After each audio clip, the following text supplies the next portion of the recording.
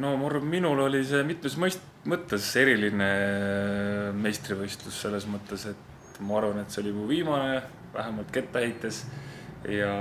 ühtlasi oli see ka rekordit tähistav 12. Eesti meistritiitel, nii et minu jaoks oli ta väga-väga oluline, et siin viimased paar aastat ma olen meistritiitlist ilma jäänud, nii et ma olen seda oma rekordit ammu sihtinud, aga see aasta lõpuks tuli ära ja see on kindlasti tekitanud palju rõõmu. Eks kuna meil on alati olnud kettaheitest suhteliselt tugev konkurents, et seda meistritiitlit pole kunagi nagu kergelt antud, siis ma arvan, selle võrra on need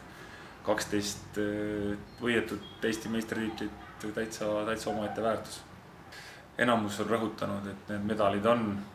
päris erilised ja ilusad, nii et kõik, kes on neid medaleid võitnud, need on kindlasti väga uhked selle üle, et neil sellised uhked medalid kodus on nüüd.